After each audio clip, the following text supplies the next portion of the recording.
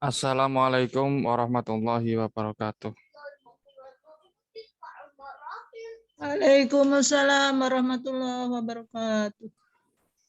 Alhamdulillahirabbil alamin wassalatu wassalamu ala asyrafil anbiya'i wal mursalin wa ala alihi wa ashabihi ajmain amma ba'd. Allahumma faqihna fiddin wa alimna at-ta'wil. Amin amin ya rabbal alamin. Alhamdulillah Bapak Ibu sekalian, kita bisa bertemu kembali dalam kajian kitab Bulughul Maram. Kita pada malam hari ini sampai pada hadis yang ke-74 gitu ya. Sebelum memasuki materi selanjutnya, saya ingin menjawab pertanyaan yang minggu lalu saya ngutang jawabannya ya. Pertanyaan dari Ibu Siti Maryam tentang hukum keputihan. Pertama tentang apakah keputihan itu najis atau tidak gitu ya. Sebenarnya kalau dalam Al-Quran, hadis itu tidak secara spesifik dijelaskan tentang status keputihan ya. Nah, para ulama sendiri itu juga berbeda pendapat ya. Keputihan itu apakah digolongkan seperti madhi yang artinya dia dinilai ya berasal dari dalam tubuh ya, lalu keluar melalui jalan depan begitu. Jadi hukumnya najis kalau seperti itu, dianalogikan, dikiaskan kepada madhi ya. Jadi hukumnya najis, ataukah dia itu sebenarnya sifatnya seperti keringat ya. Dia keluar dari bagian luar jalan depan itu, entah bagaimana karena bakteri karena atau apa sehingga dia mengental gitu ya, berwarna putih atau bening ya seperti madhi begitu. Sehingga kalau dia berasal dari luar bagian itu ya, luar bagian tubuh wanita, dia sama dengan keringat. Nah, keringat itu kan tidak najis gitu ya. Nah, para ulama masih apa namanya berbeda pendapat dalam konteks apakah najis atau tidak. Nah, tetapi para ahli fikih ya yang belakangan mutaakhirin itu membuat pemilahan ya, dipilah-pilah. Jadi kalau keputihan itu muncul dari bagian dalam ya, bagian dalam tubuh jalan depan itu ya, maka dia apa namanya najis gitu ya, najis. Nah kalau dari bagian luar itu dia tidak najis ya. Nah ada bagian tengah-tengah, ini para ulama berbeda pendapat. Ada yang berpendapat bagian tengah ini adalah najis, ada juga yang mengatakan tidak. Kalau dari bagian dalam ya sepakat itu adalah najis, membatalkan wudhu juga ya, membatalkan wudhu juga. Nah kalau yang sumbernya dari luar bagian tubuh ya, itu tidak najis, suci ya, sifatnya sama kayak keringat. Itu juga tidak membatalkan wudhu ya, suci dan tidak membatalkan wudhu. Nah bagian yang tengah-tengah ini itu yang kemudian diperselisihkan ya oleh para ulama. Nah apa yang membedakan bagian kriteria bagian luar dan bagian dalam itu seperti apa sih? Kalau di dalam penjelasan ya para ulama ahli fikih mazhab Syafi'i, disebut bagian dalam itu adalah bagian yang tidak wajib dibasuh ketika kita mandi. besar. Gitu. Ketika seorang perempuan mandi besar itu tidak wajib dibasuh. Atau ketika BAB cebok ya itu sudah tidak wajib untuk dibasuh. Nah itu bagian bagian dalam yang disebut sebagai bagian dalam itu. Nah bagian luar itu adalah bagian dari jalan depan yang wajib dibasuh ketika cebok atau ketika mandi besar. Nah ini disebut sebagai bagian dohir ya. Nah kalau dalam disebut sebagai bagian batin. Nah itu penjelasannya terkait dengan apakah keputihan itu najis atau tidak, membatalkan wudhu atau tidak. Jadi kita harus tahu dulu dia sumbernya dari mana ya, sumbernya dari dalam atau sumbernya dari luar. Nah, persoalannya adalah bagaimana kita tahu kalau itu sumbernya dari dalam atau sumbernya dari luar bagian jalan depan. Nah ini yang tahu sebenarnya adalah ya yang mengalami ya dia bisa meriksa sendiri kira-kira ini dari luar atau dari dalam ya. Dan yang bisa memastikan ya orangnya sendiri ya. Ini kelihatannya dari luar atau dari dalam. Tetapi kalau ya seseorang itu ragu-ragu ini dari luar atau dalam dan dia dalam keadaan sudah bersuci ya, misalnya sudah wudhu nih, sudah wudhu kemudian dia merasa kok ada bercak putih gitu ya, putihan gitu. Ini dari dalam atau dari luar? Nah maka ya kalau dilihat dari fatwa Dewan Fatwa Kerajaan Jordania, ini mazhabnya Syafi'i, adalah dihukumi ya tidak membatalkan wudhu dan juga tidak najis. Ya, kenapa? Karena kaidahnya al yakin la yuzalu bisyak, yang meyakinkan tidak ditinggalkan karena ada keraguan. Yang meyakinkan itu adalah kita sudah berwudu ya, seorang itu sudah berwudu, sudah suci gitu ya, belum batal. Nah, keadaan yang meragukan di sini kasusnya adalah batal atau tidak ya, atau najis atau tidak, atau najis atau tidak gitu ya. Maka dihukumi statusnya adalah tidak batal atau belum batal karena hukum asalnya yang meyakinkan tadinya statusnya adalah dalam keadaan masih suci, punya wudhu gitu ya. Nah apakah najis atau tidak maka dihukumi tidak najis. Jadi dia boleh sholat gitu, melanjutkan sholatnya sekalipun setelah wudhu ya itu dia mengeluarkan bercak putih atau sejenisnya gitu. Nah, itu sedikit penjelasan terkait dengan pertanyaan apakah keputihan itu termasuk perkara yang membatalkan wudhu atau tidak. Nah, bisa dibaca di tulisan saya. Saya sudah bikin 2 tulisan, saya share ke Mbak Anissa ya.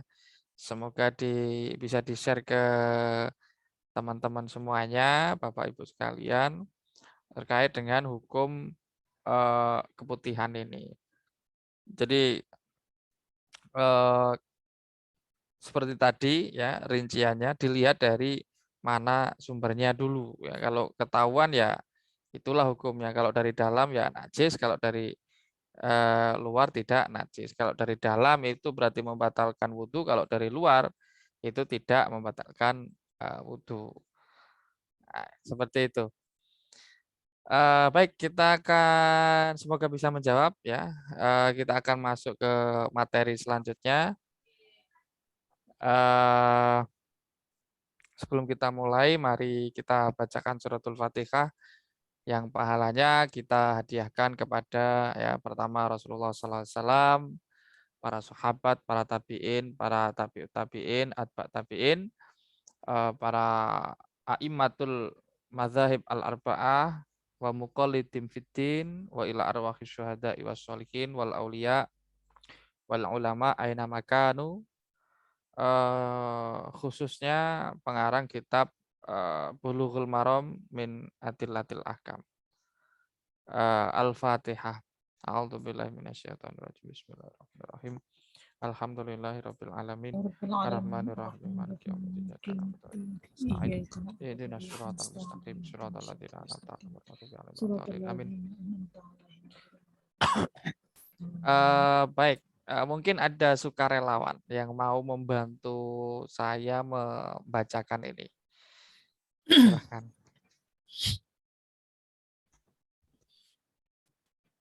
Ya, silakan. Yang mana ya, Ustaz? Yang di layar ini kelihatan nggak, Bu? Yang di layar ini. Wa an Aisyata Oh iya, saya radhiyallahu coba ya, anha. Ustaz ya. Ya, silakan. Bismillahirrahmanirrahim. Wa an Aisyah radhiyallahu anha anna Rasulullah sallallahu alaihi wasallam qala man asabahu man asabahu qai'un au ru'afun au qalasun au madiyun falyan sorif falyatawaddo thumma li baini ala sholatihi wa huwa fi dzalika la yatakallamu akhrajahu Ibnu Majah. Masih ada bawahnya ya? Ya, masih bawahnya lagi. Wa dha'afahu Ahmad wa ghairuhu. Ya, terima kasih Ibu Maryam. Sama-sama.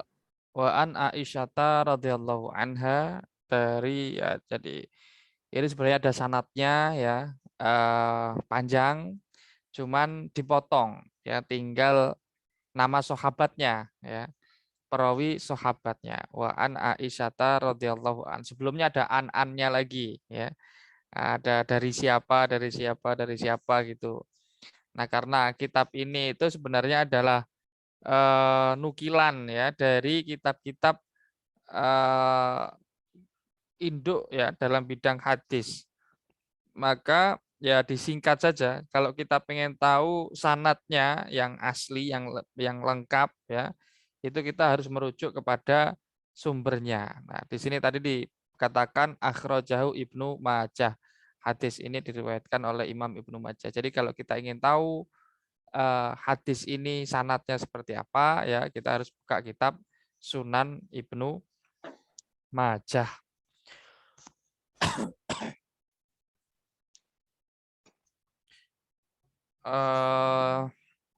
Dari Sayyidah Aisyah ya, ini sumbernya sahabatnya adalah Sayyidah Aisyah, istri ya Rasulullah. Apa riwayatnya? Isinya apa? Anna Rasulullah Sallallahu Alaihi Wasallam qala, bahwa Rasulullah Sallallahu Alaihi Wasallam bersabda, man asobahu qai'un, barang siapa mengalami muntah gitu ya, keluar dari dirinya muntahan, qai'un. Qai'un ini ya materi yang keluar ya dari perut ya sampai ke keluar mulut, itu namanya qai. Auru'afun, atau mimisan, barang siapa kena mimisan gitu ya. Au kolasun, ini bisa dibaca kolsun, bisa dibaca kolasun. Artinya muntahan sebenarnya, tetapi bedanya dengan koi ya. Kalau koi itu muntahan yang sampai keluar mulut. Nah, kalau kolsun atau kolasun itu dia muntahan sampai memenuhi tenggorokan, bahkan sampai ke mulut ya, tapi masuk lagi. Ya, kalau apa ya Pak, apa ya kalau di kita, jadi muntah tapi nggak keluar itu namanya kolasun. Legean. Kalau gelegean itu kan angin ya. Iya ya. Kalau ini ya cairan atau materi gitu, benda padat ya, yang mau kita muntahin cuman nggak keluar sampai mulutnya. Nah, kalau koiun itu dia sudah sampai di luar mulut, muntah bior gitu ya. Nah, kalau kolasun itu dia muntah cuman sampai tenggorokan doang ya. atau sampai mulut lah, nggak sampai keluar. Au madhyun, atau orang mengalami keluar madhi, ya. Orang mengalami keluar madhi. Fal yang sorif, hendaknya dia membubarkan diri atau meninggalkan sholatnya itu, ya.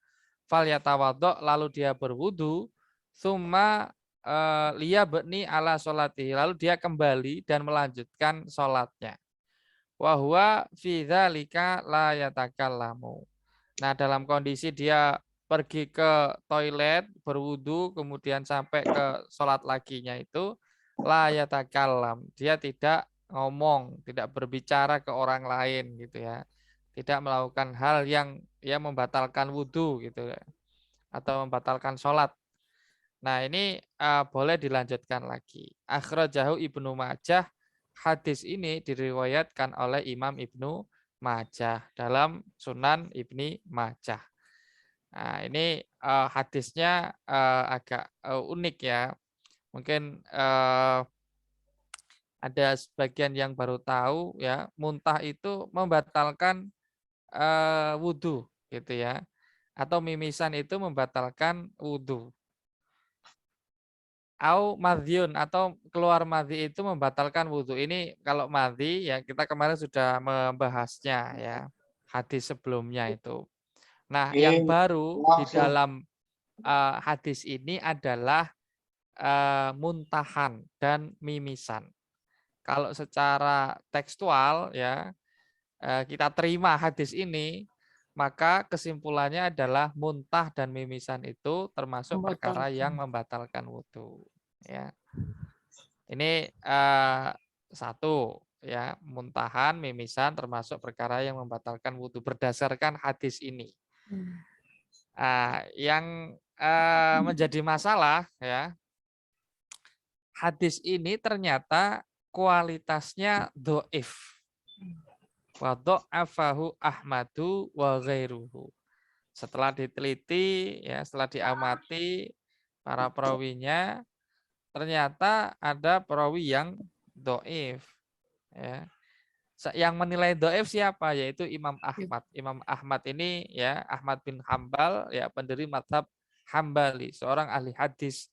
Gurunya Imam Bukhari, gurunya Imam Muslim, ahli kritik hadis ya. Nah, beliau menilai hadis ini doif.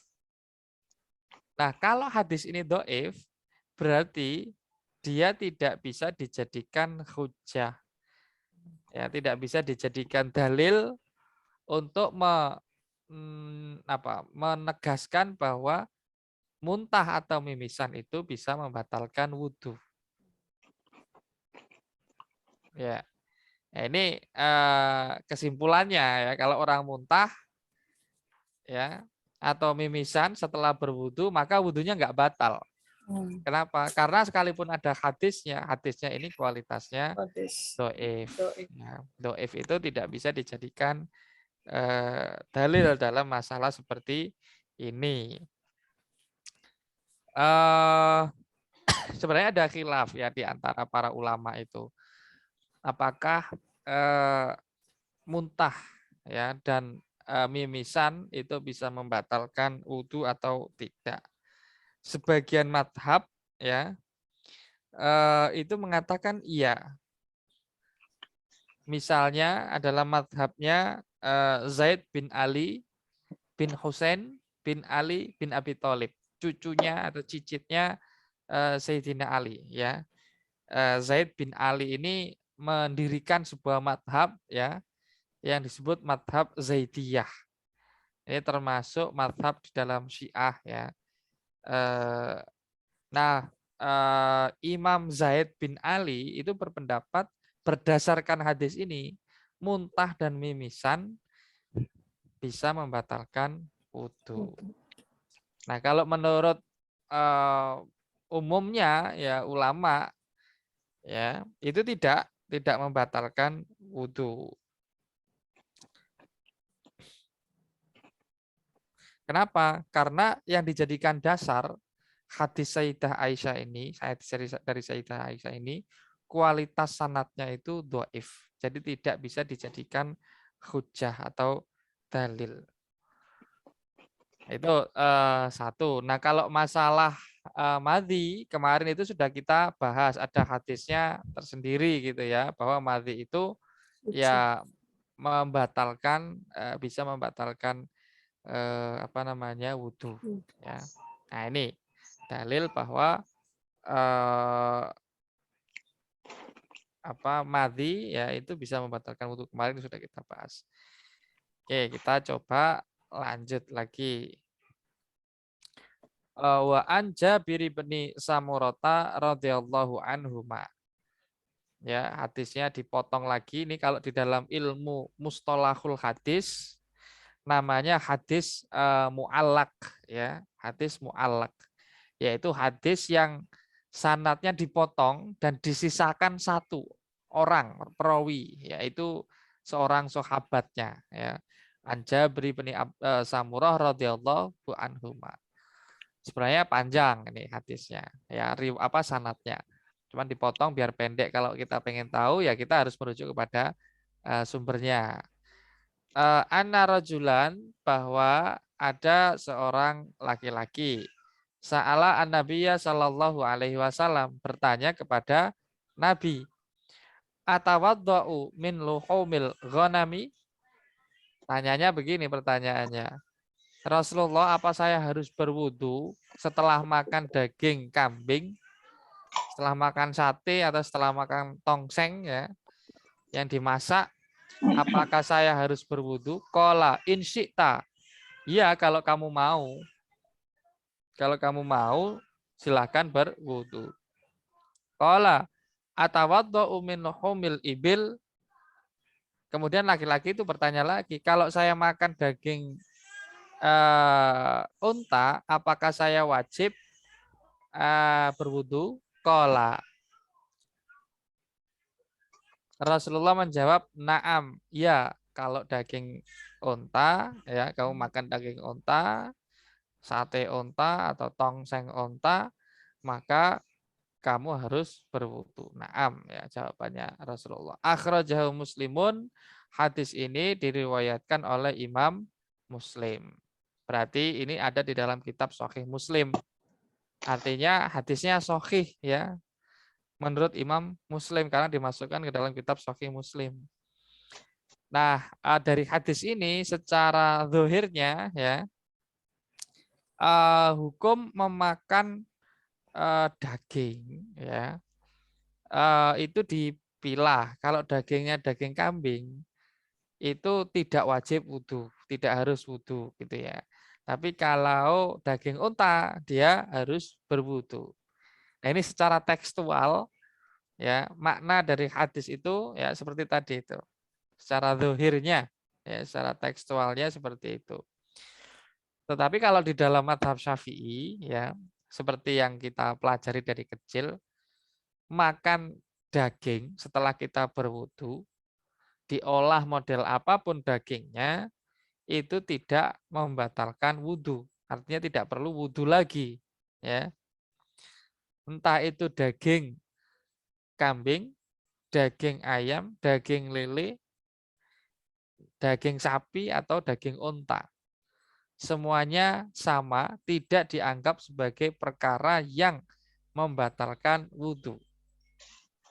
Nah, lalu bagaimana dengan hadis ini, ya, di mana Rasulullah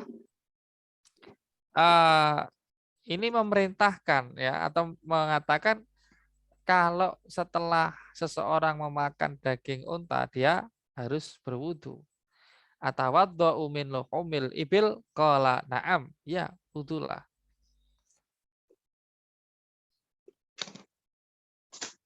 Nah, ini ternyata ya ada hadis lain selain yang disebutkan di sini ya, yang mengatakan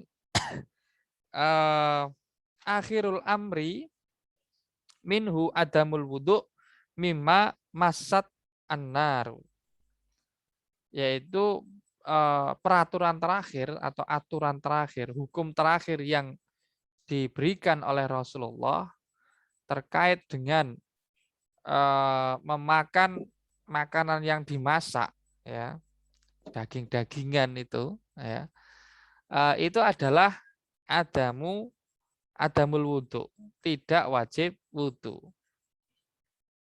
Nah, ada hadis lain yang bunyinya ya menerangkan bahwa hukum yang mengatakan keharusan berwudu setelah makan makanan yang dimasak, maka itu tidak berlaku lagi. Ya, artinya hadis riwayat Imam Muslim ini sekalipun sahih, sekalipun ada di dalam sahih Muslim, itu tidak berlaku lagi. Ya. Nah, ini ada yang mengatakan modelnya ya adalah model nasakh. Jadi hadis ini termasuk adalah hadis yang dinasakh. Ada yang mengatakan begitu. Jadi kandungannya kalau ada istilah dinasakh, ini artinya dihapus kandungan hukumnya. Tidak berlaku lagi. Nah, contohnya ya hadis ini dulu pernah ya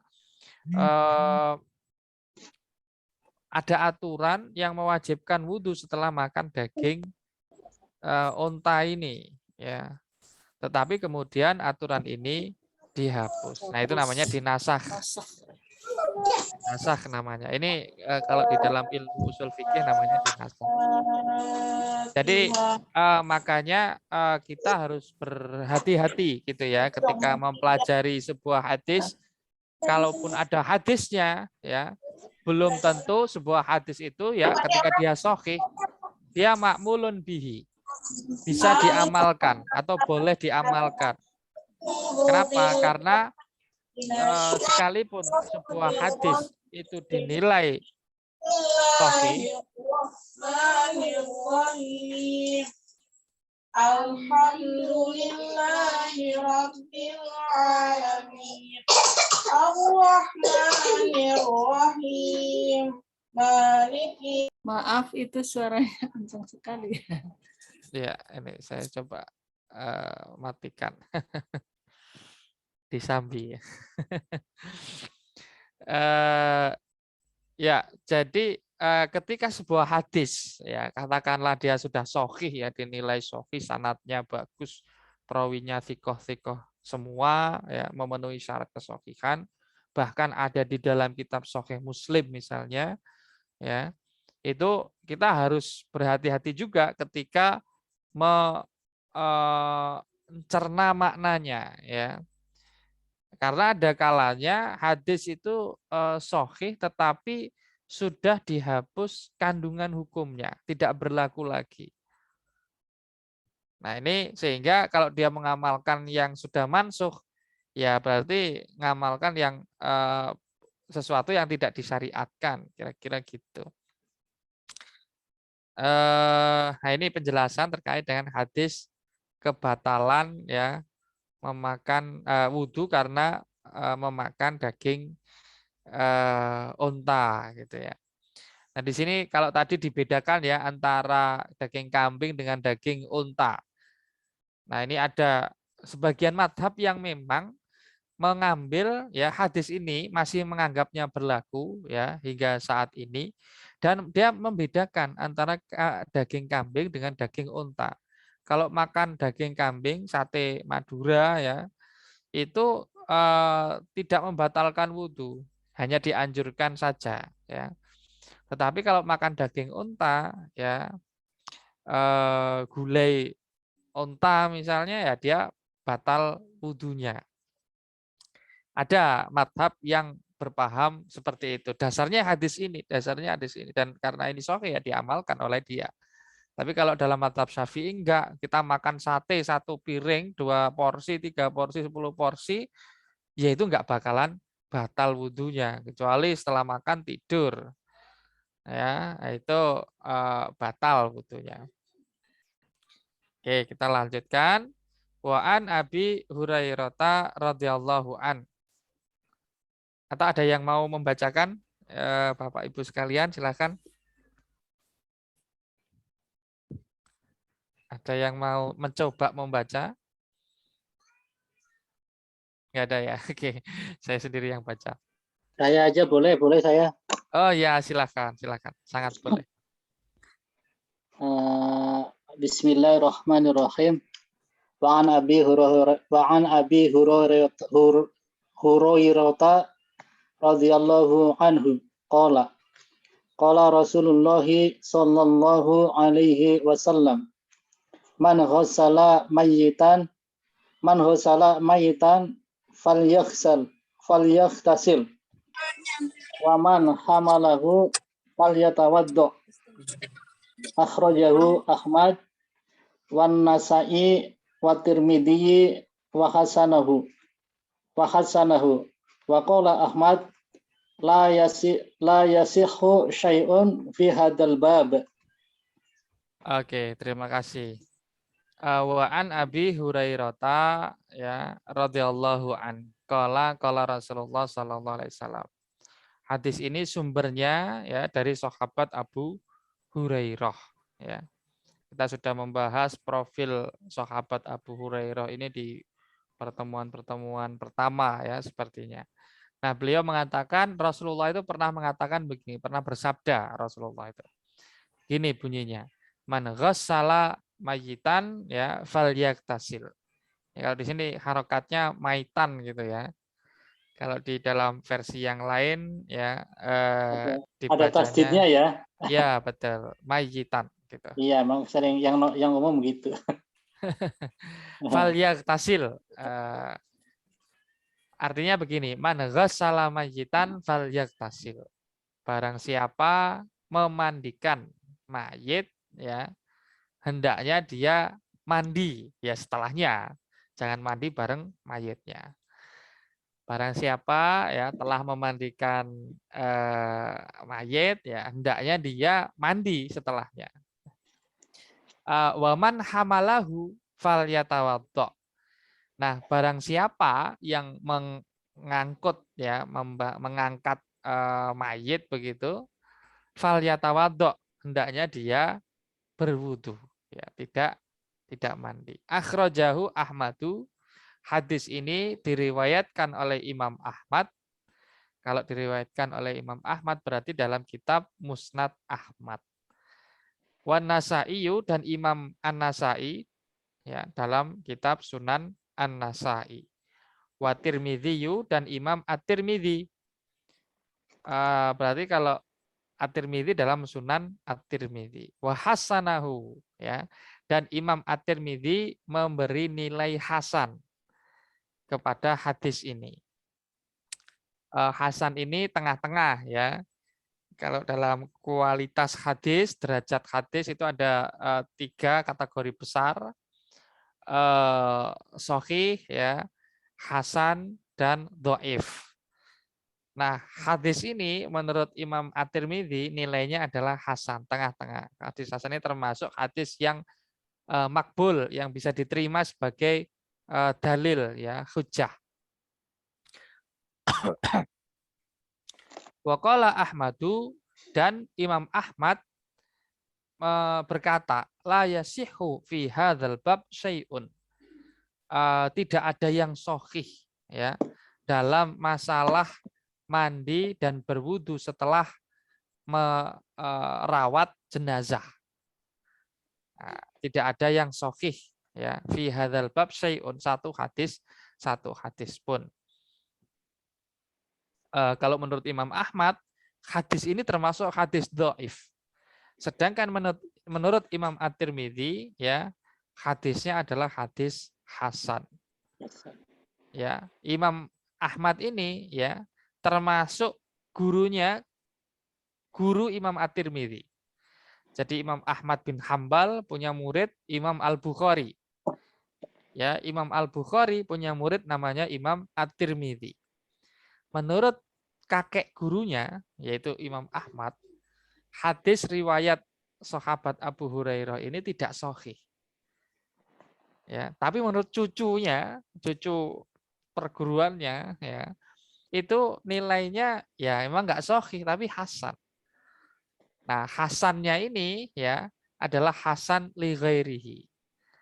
Hasannya li ghairihi. Kenapa? Karena pada mulanya memang betul hadis ini pada mulanya adalah dhaif secara sanad. Tetapi ada jalur lain ya. perawi-perawi lain dari jalur lain yang juga meriwayatkan, sehingga ketika jalur-jalur periwayatan sanad-sanad itu dikumpulkan, jadilah hadis doif itu naik derajatnya menjadi hasan li ghairihi. Nah, ini menurut Imam At-Tirmidzi.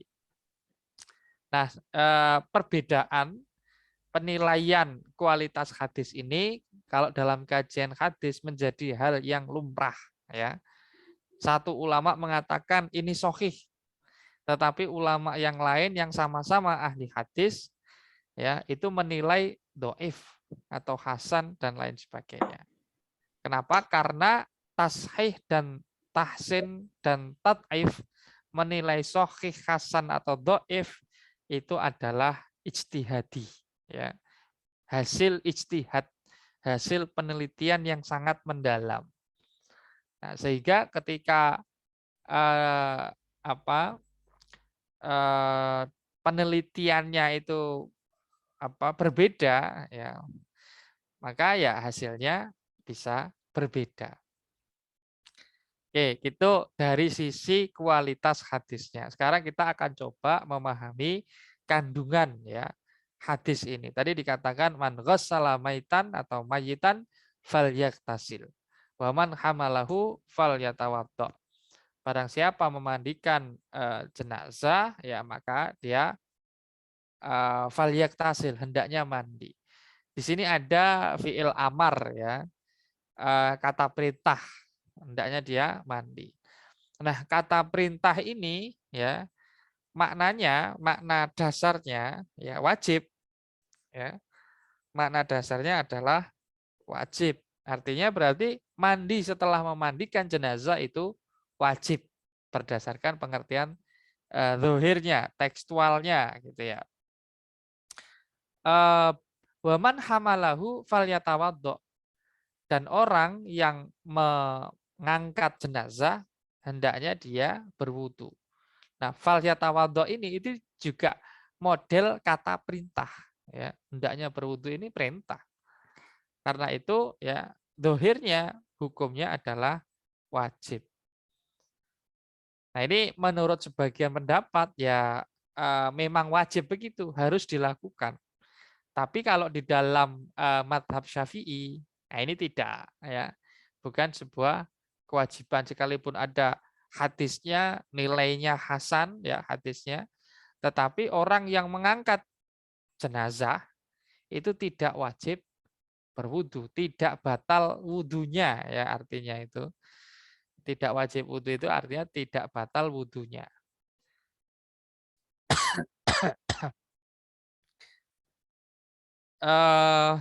Apa dasar dari mazhab Syafi'i kok tidak mengategorikan, ya, mengangkat jenazah ini sebagai perkara yang membatalkan wudhu? Yaitu karena, ya, mengikuti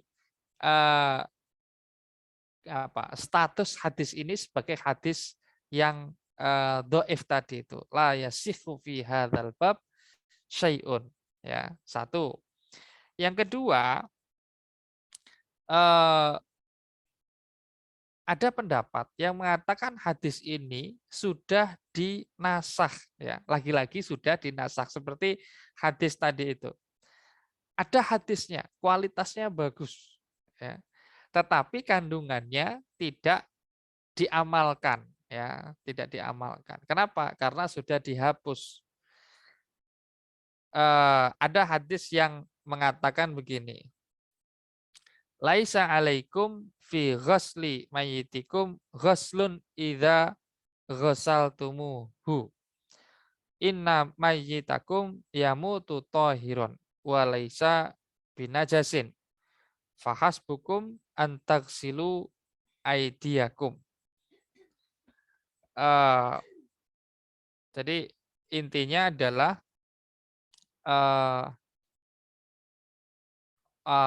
mayit itu suci, ya, mayit itu suci. Menyentuhnya tidak menyebabkan orang menjadi najis atau berhadas sehingga dia wajib mandi ya, atau wajib berwudu untuk menghilangkan hadas kecilnya. Nah, ini implikasi ya atau makna dari hadis lain riwayat Imam Al-Baihaqi. Dan seterusnya ya. Jadi pertimbangan madhab Syafi'i ya tidak memakai hadis ini adalah karena hadis ini dinilai doif, tidak tabit gitu ya, tidak eksis, kurang kuat untuk dijadikan dalil. Ya sekalipun ada yang menilai hasan tadi itu ya. Ada yang menilai ya perintah di dalam hadis ini nilainya bukan wajib, hanya sebatas sunnah saja ya. Ya jaga-jaga ya, mungkin setelah memandikan mayat atau setelah menyentuh jenazah itu kita kena bakteri ya, cuci dulu lah kira-kira. Nah, ada yang mengatakan fal yatawaddo ini ya artinya hanya mencuci saja. Bukan berarti berwudu seperti kita berwudu mau sholat. Nah, ada yang berpendapat seperti itu. Baik, kita coba lanjutkan materi berikutnya. Wa an Abdillahi ibni Abi Bakrin rahimahullah. Dari Abdullah bin Abi Bakrin. Abu Bakrin ini maksudnya adalah Abu Bakar As-Siddiq. Jadi bisa kita ketahui Abdullah di sini, orang yang namanya Abdullah di sini adalah putra Abu Bakar. Artinya ya ini termasuk sahabat Nabi juga ya, Abdullah bin Abi Bakrin. Beliau mengatakan begini, anna fil kitabi alladzi katabahu Rasulullah sallallahu alaihi wasallam li Amri bin Hazmin alla yamassal Qur'ana illa tahirun. Rawahu Malikun mursalan wa wasalahu An-Nasaiyu wa Ibnu Hibbana wa huwa ma'lulun. Di dalam kitab surat ya, surat perintah alladzi katabahu Rasulullah, yang ditulis oleh Rasulullah li Amr bin Hazmin, kepada Amr bin Hazm. Katabahu Rasulullah, yang ditulis oleh Rasulullah ini artinya ya kalau menurut pendapat yang kuat ya diinstruksikan oleh Rasulullah ya salah satu sahabatnya untuk menulis. Jadi bukan Rasulullah sendiri yang menulis ya, karena Rasulullah itu ummi. Ya. Nah, ini istilahnya adalah bahasa majas gitu ya. Sama kayak kalau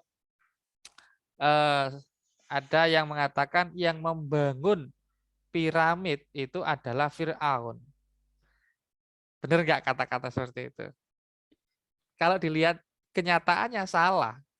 Kenapa? Karena yang membangun piramid itu adalah staf-stafnya, karyawan-karyawannya, ya, umatnya, bawahan-bawahannya Fir'aun, bukan Fir'aunnya sendiri. Ada misalnya lagi siapa yang bangun Monas? Bung Karno, ya misalnya. Ini kalau dilihat kenyataannya ya salah, karena Bung Karno nggak pernah sama sekali ngaduk semen, nggak pernah nata batu batanya, ngecor atau masang dan seterusnya. Beliau hanya bikin surat instruksi ya, bikin kepanitiaan nasional untuk membuat Monas. Nah, maksudnya seperti itu. Tapi orang sederhana untuk menjelaskan siapa yang bangun Bung Karno misalnya. Kalau di sini ya kata bahwa Rasulullah menulis ya instruksi atau manual gitu ya, panduan. Maksudnya adalah Rasulullah memerintahkan mencatat gitu ya. Surat atau surat tugas yang ditujukan kepada Amr bin Hazm. Amr bin Hazm ini sahabat yang pernah ditugaskan di daerah Najron ya. Najron ini Arab Selatan. Kalau hari ini masih ikut Arab Saudi, perbatasan dengan Yaman. banyak ya penganut Kristennya ya, ada Nasoro, Najron saat itu. Kayaknya sekarang masih ada ya. Nah, Amr bin Hazm itu pernah ditugaskan berdakwah di sana. Kemudian dibekali ya surat ya yang isinya salah satunya adalah alla yamassal qur'ana illa thahirun. Tidak boleh menyentuh Al-Qur'an kecuali orang yang dalam keadaan suci. Nah, itu. Nah, surat yang dikirimkan oleh Rasulullah kepada Amr bin Hazm ini isinya banyak banget. Ya, isinya banyak banget. Ada yang terkait dengan faraid, perkara-perkara yang difardukan oleh Allah. Ada perkara tentang diat, ya. Ada perkara tentang bagaimana memutus persengketaan dan lain sebagainya. Nah, di antara perkara yang difardukan, yang diwajibkan, ya ada zakat, sholat, puasa, haji. Nah, di antara pelengkap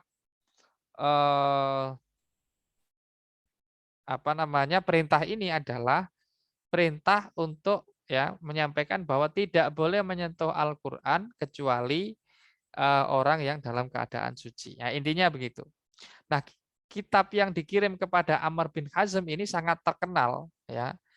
Diyakini benar-benar ada. Sehingga redaksi alla yamassal qur'ana illa thahirun ini diyakini benar-benar pernah ditulis ya oleh Rasulullah. Tetapi kalau ditelaah ternyata ya riwayatnya, jalurnya itu bermasalah. Rawahu Malikun mursalan. Hadis ini diriwayatkan oleh Imam Malik bin Anas. Imam Malik bin Anas ini adalah pendiri mazhab Malikiyah, guru dari Imam Asy-Syafi'i. Nah, Imam Malik yang tinggal di kota Madinah meriwayatkan hadis ini secara mursal. Apa itu mursal? Mursalun min husahabiyu sakot, ya, yaitu hadis yang dalam sanadnya ada sahabat yang tidak disebut ya namanya. Artinya sebenarnya tergolong hadis yang mungkoti, yang terputus sanadnya ya. Sehingga karena hadisnya mungkoti, ya dia termasuk hadis dhaif. Wa wasalahu an-Nasa'i, tetapi Imam An-Nasa'i itu punya riwayat yang muttasil ya, yang tidak mungkoti.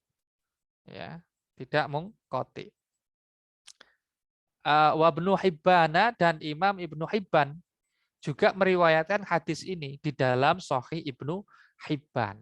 Kalau dimasukkan dalam Sahih Ibnu Hibban berarti setidaknya menurut Imam Ibnu Hibban kualitas hadis ini adalah sahih juga ya, sahih juga. Wa huwa ma'lulun, menurut Imam Ibnu Hajar Al-Asqalani hadis ini adalah hadis ma'lul. Hadis yang mengandung ilat ya. Hadis yang mengandung ilat. Ilat itu adalah penyebab dhaifnya sebuah hadis. Nah, hadisnya namanya maklul ya, termasuk jenis hadis dhaif. Nah, apa kandungan kalau kita coba lihat di sini berarti ada ikhtilaf di antara para ahli hadis. Apakah hadis ini kualitasnya sahih atau berkualitas dhaif? Menurut ya Imam Ibnu Hajar kualitasnya dhaif karena dia tergolong hadis maklul. Kalau menurut Imam Malik ini juga hadis dhaif karena mursal. Tetapi menurut Imam An-Nasa'i dan Ibnu Hibban ya hadis ini kualitasnya adalah sahih. Nah, seperti tadi, sahih dan dhaifnya sebuah riwayat itu adalah ijtihadiyah ya. Sehingga wajar para ulama ya yang ahli di bidangnya berbeda pendapat. Oke, kita coba masuk ke matannya. Matan hadis ini mengatakan alla yamassal qur'ana illa thahirun. Artinya yang boleh menyentuh Al-Quran hanya orang yang dalam keadaan bersuci, punya wudhu. Nah, ini menjadi dalil bahwa haram hukumnya ya menyentuh mushaf Al-Quran kalau kita dalam keadaan berhadas. Dan ini menjadi pendapat dalam mazhab Syafi'i. Ya, menjadi pendapat dalam mazhab Syafi'i. Nah, bagaimana menyikapi hadis ini ya? Hadis ini. Dalam mazhab Syafi'i ya, ternyata dalilnya bukan hanya hadis ini, tapi ada juga ya ayat Al-Qur'an yang dikutip sebagai dalil, yaitu dalam surat Al-Waqiah ayat 79 di mana Allah Subhanahu wa taala mengatakan la yamassuhu illal mutahharun. Tidak menyentuh Al-Qur'an kecuali orang-orang yang suci atau disucikan gitu ya. Nah, berdasarkan ayat ini menyentuh Al-Qur'an ya itu harus dalam keadaan suci. Sekalipun di sini ya redaksinya bukan redaksi perintah, tapi redaksi kalau dalam bahasa Arab ya istilahnya adalah kalam insya, bukan yang kalau dalam bahasa Arab disebut kalam khobar, ya bukan dalam bentuk perintah atau larangan yang dalam bahasa Arab disebut insya gitu. Nah, tetapi kalau dalam mazhab Syafi'i ini diartikan ya, ini adalah perintah ya. Ini adalah perintah sekalipun bentuknya adalah kalam khobar. Nah, agak unik juga ya pembahasan tentang atau bab yang menjelaskan tentang perkara-perkara yang membatalkan wudhu. Ternyata Imam Ibnu Hajar Al-Asqalani juga menyisipkan hadis tentang implikasi dari batalnya wudhu, yaitu tidak bolehnya menyentuh mushaf Al-Quran. Ya, ini adalah apa yang bisa kita ambil dari hadis ini. Ini juga termasuk masalah khilafiyah ya teman-teman, sebagaimana kita tahu tadi, ini hadisnya menurut sebagian ulama adalah hadis do'if, baik statusnya mursal maupun maklul. Artinya hadis ini do'if. Menurut sebagian madhab, makanya ya tidak harus ya menyentuh Al-Quran dalam keadaan suci, tidak harus. Kenapa? Karena sekalipun ada hadisnya do'if. Nah, terkait dengan ayat tadi, ya kalau ditelaah lebih jauh ini menurut selain madhab Syafi'i ya ayat la yamassuhu illal mutahharun itu bicara tentang Al-Qur'an yang ada di Lauhul Mahfud, bukan Al-Qur'an yang ada di dalam dunia kita sekarang ini. Sehingga kalau dipakai jadi dalil, dalilnya gak nyambung. Kira-kira begitu. Itu pendapat di luar madhab Syafi'i. Oke, baik. Mungkin itu materi kita pada malam hari ini. Silahkan satu pertanyaan ya. Mungkin ada yang ingin bertanya. Kalau tidak ada, kita akan tutup dengan membaca suratul Fatihah. Saya sudah Iya, silakan. tadi Bu Maria. penjelasan tentang naiknya kualitas sebuah hadis dari misalnya dhaif menjadi hasan gitu ya. Berarti di masyarakat yang kita lihat itu kan ada sholat-sholat sunnah gitu ya. Misalnya kayak berbau kasan atau saya pernah tanya apa belum sih ya? Jangan-jangan sudah pernah tanya ke Ustadz. Dan sholat-sholat yang lain gitu ya, kadang nisu sa'ban juga pada sholat sunnah gitu. Itu kalau tidak salah kan semuanya dalilnya hadisnya itu dhaif gitu ya Ustadz ya. Nah, apa kemudian hadis yang beredar atau hadis yang kita temukan itu dhaif terus kemudian karena banyak yang mengamalkan itu status hadisnya jadi naik?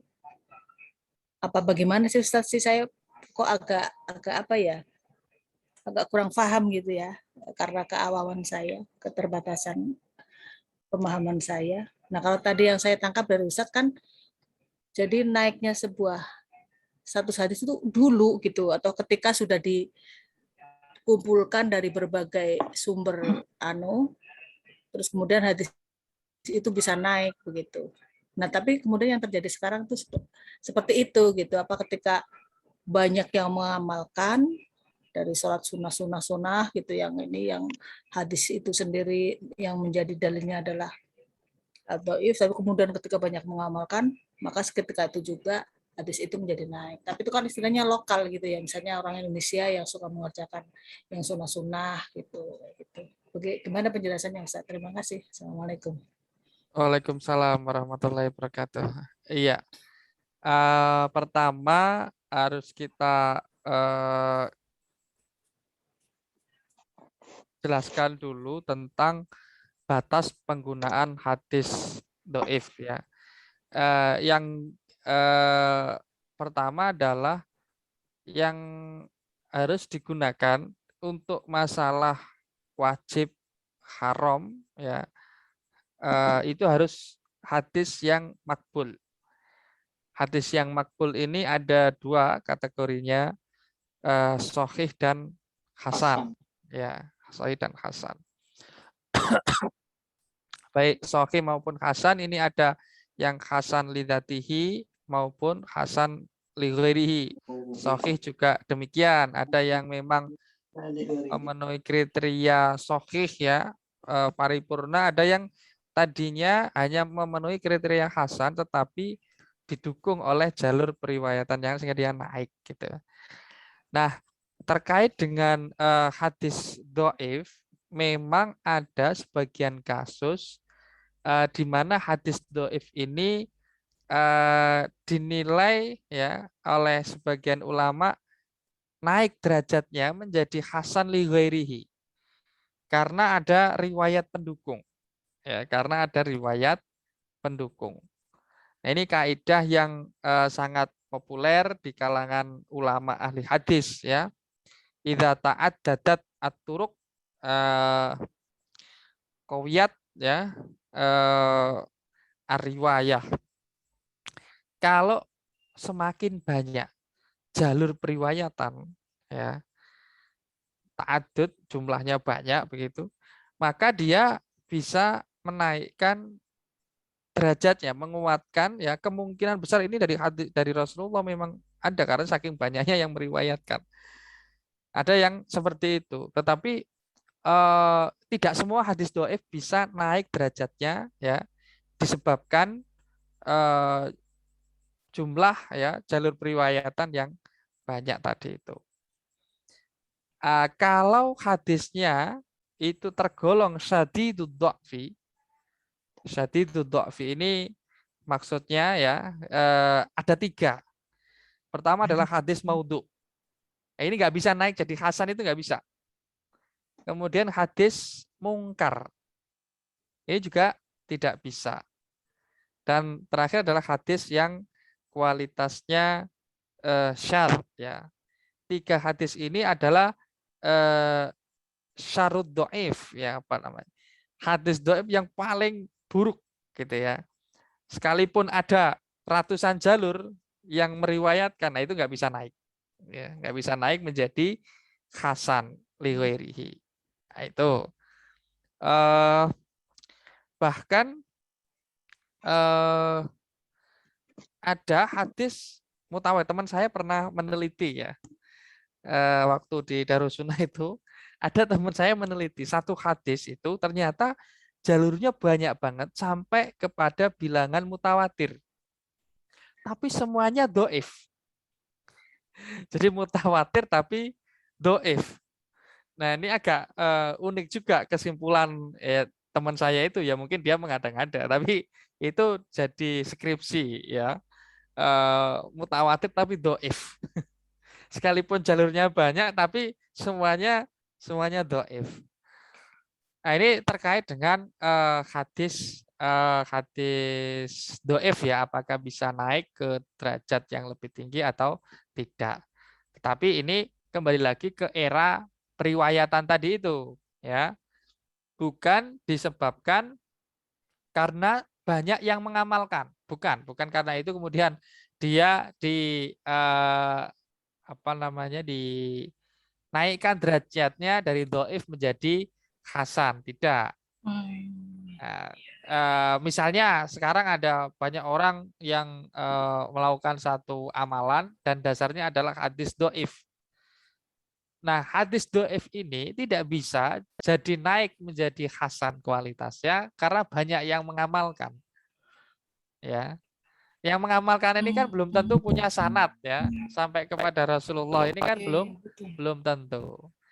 Nah, karena itu ya statusnya kalaupun dia dhaif, maka ya tetap dhaif, nggak bisa naik kepada hadis hasan seperti itu.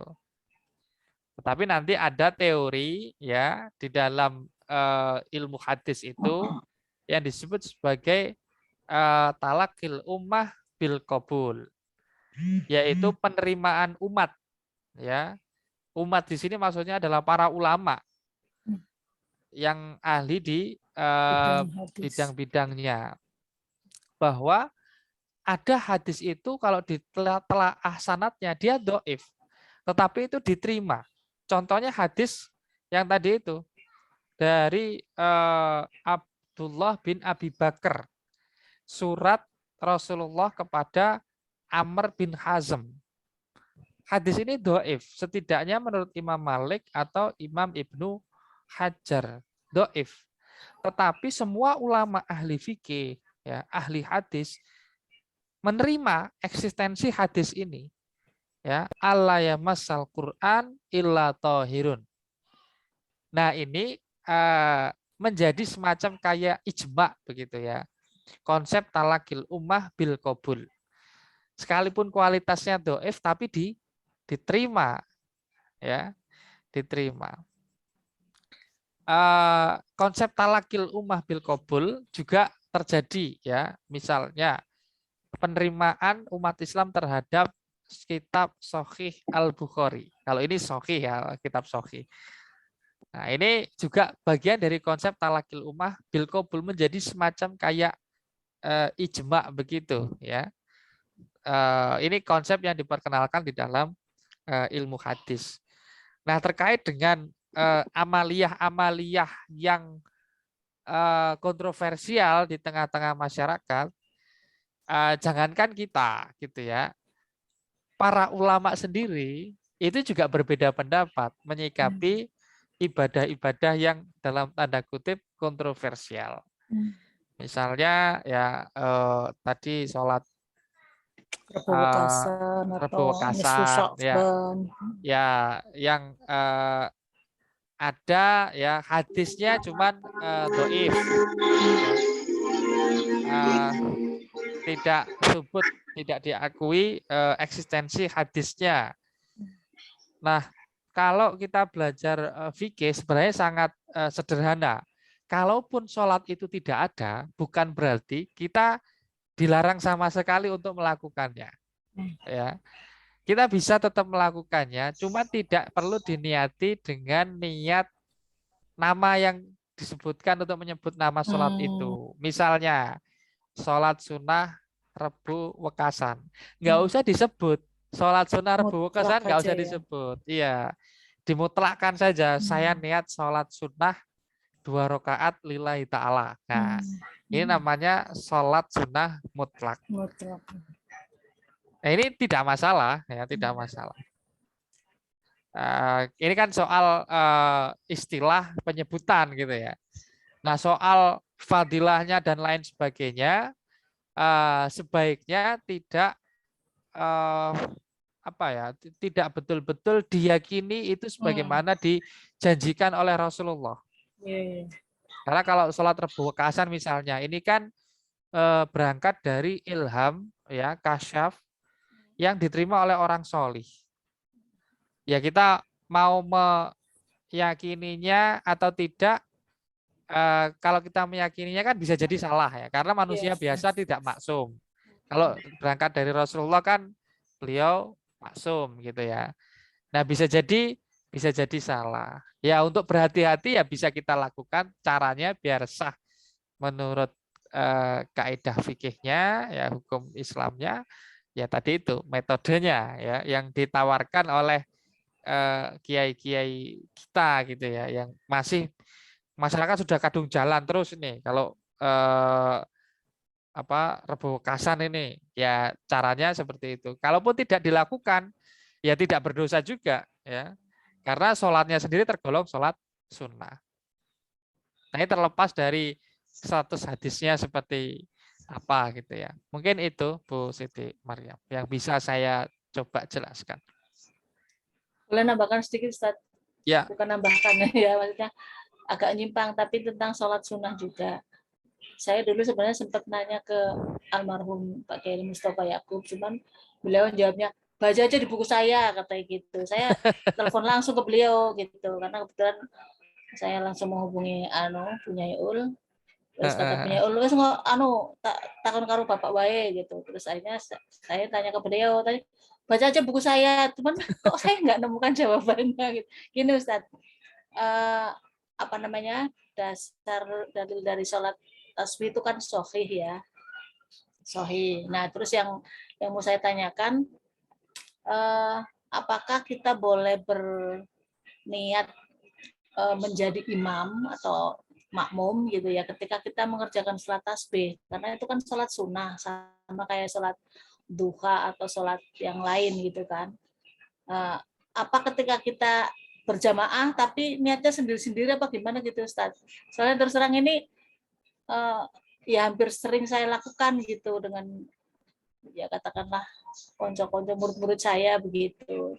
Tapi saya bilangnya nggak usah niat jamaah ya Bu, walaupun saya posisinya di depan, niat aja kita hanya bacaan saya keraskan karena untuk memberikan pendidikan, saya bilang begitu. Gimana Ustaz, salah nggak ini saya dalam hal ini? Apa tetap saya imaman apa gimana gitu loh Ustaz? Yang lain makmuman gitu, apa lillahi ta'ala aja gitu. Iya. Adaan. Ya, saya coba menjawab terkait dengan kualitas hadisnya gitu ya. Kalau dalam salah satunya di sini referensinya adalah Syarah Muhadzab, kitab Majmu' Syarah Muhadzab. Itu hadisnya dhaif. Hadisnya dhaif. Jadi kalau mau mencari celahnya, ya ini mengamalkan hadis yang dhaif gitu ya. Mengamalkan hadis yang dhaif untuk masalah kesunahan ya, afdholiyah. Itu tapi di bukunya Pak Kiai kok ya sahih ya Ustaz ya. Oh begitu. Saya belum baca mungkin ya. Tapi ada saya di coba. buku tentang apa ya? Saya ada sih bukunya, nanti saya cari. Ada penjelasan beliau itu hadisnya sahih gitu. Cuman nggak tahu sahih. Nanti Ya. coba saya cari lagi. Ini kalau saya baca di sebagian keterangan ya. Mungkin Pak Kiai punya sumber ya keterangan yang lainnya. Tapi sekali lagi, kalaupun hadisnya dhaif pun ya, karena ini berbicara tentang afdholiyah ya, kesunahan, masih bisa dipakai. Ya, di sini misalnya dikatakan yustahabbu sholatut tasbih lil hadits al-warid fiha. Wa fi hadzal istihbab nazarun li anna haditsaha dhaifun. Nah, menurut Imam Ar-Rawiyani ya, hukum sholat tasbih itu sunnah karena memang ada hadisnya ya. Satu, menurut Imam Ar-Rawiyani ini ulama mazhab Syafi'i. Nah, menurut Imam An-Nawawi wa fi hadzal istihbab nazarun. Hukum kesunahan sholat tasbih ini itu perlu ditinjau ulang. Kenapa? Li anna haditsaha dhaifun, karena hadisnya dhaif. Nah, ini menggunakan hadis dhaif itu masih diperselisihkan di sini. Ya, menggunakan hadis dhaif itu diperselisihkan. Nah, yang kedua ini terkait dengan eksistensi sholat tasbihnya dulu ya, tentang kualitas hadisnya seperti apa. Ya bisa jadi Pak Kiai menemukan penjelasan lain ya terkait dengan sholat tasbih ini. Tapi kalau keterangan Imam An-Nawawi ini juga ahli hadis juga ya, pengarang Al-Adhkar An-Nawawiyah, Arba'in An-Nawawiyah, Riyadhus Shalihin, At-Tibyan fi Adabi Hamalatil Quran, dan banyak kitab fikih lainnya. Itu menilai tidak sunnah, tidak mustahab ya, karena hadisnya dinilai dhaif oleh beliau. Tapi kalau menurut ulama mazhab Syafi'i yang lain ya mustahab, sunnah. Ya sekalipun dhaif ya itu masih bisa diamalkan karena ini sholatnya sholat sunnah bukan sholat wajib. Seperti itu. Itu. Yang kedua terkait dengan cara atau tata cara pelaksanaan. Kalau dalam kitab-kitab fikih mazhab Syafi'i, misalnya takrib itu ya, kataan takrib itu, sholat sunnah itu dipilah menjadi dua. Sholat sunnah yang dianjurkan untuk berjamaah dan sholat sunnah yang tidak dianjurkan untuk berjamaah. Sholat sunnah yang dianjurkan berjamaah, contohnya tarawih, Idul Fitri. Kemudian apalagi ya witir waktu Ramadan itu ya, dan lain sebagainya ya, ada banyak sekali di sana.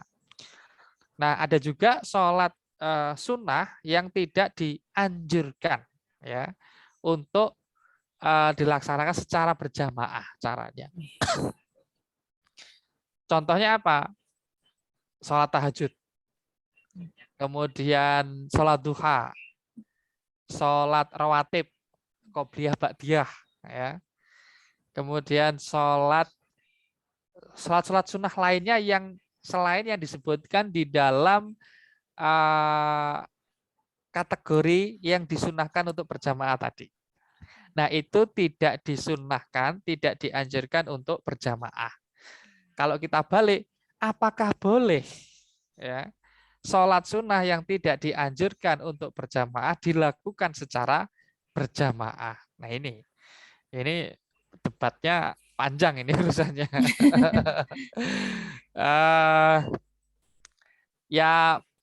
Sebenarnya tidak ada larangannya juga ya. Tidak dilarang ini karena tidak ada larangannya ya nggak batal juga ya. Tidak batal, cuman ya tidak dapat kesunahan, tidak ada pahalanya berjamaah dalam konteks semacam itu.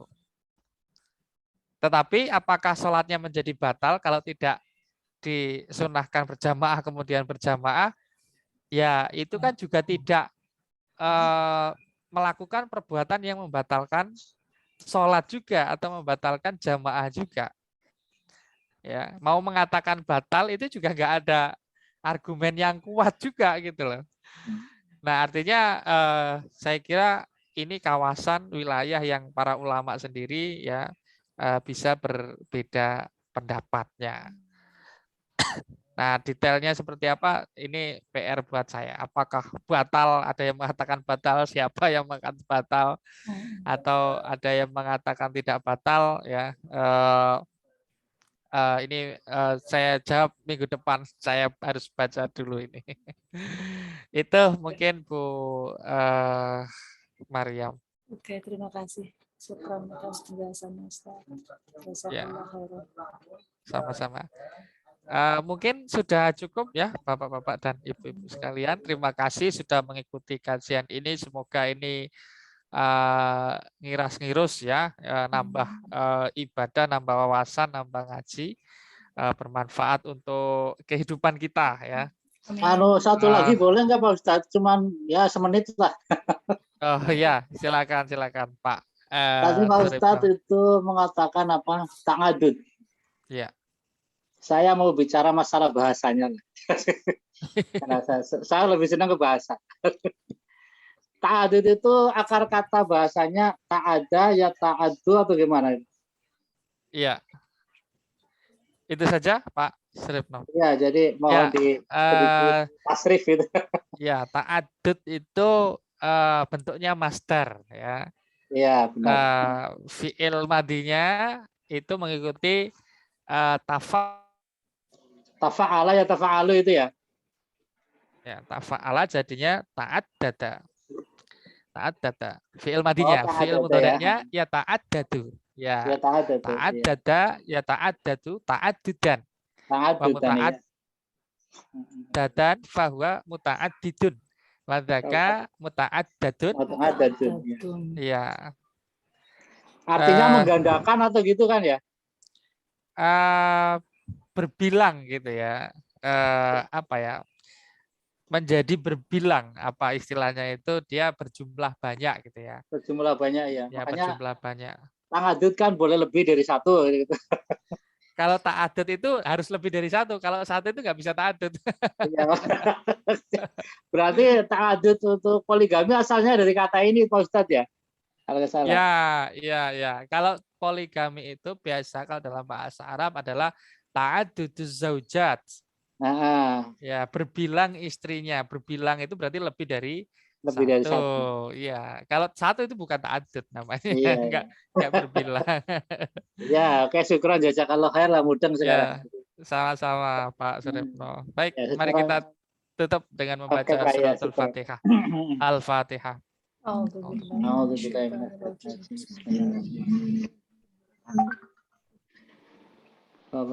Iya, karena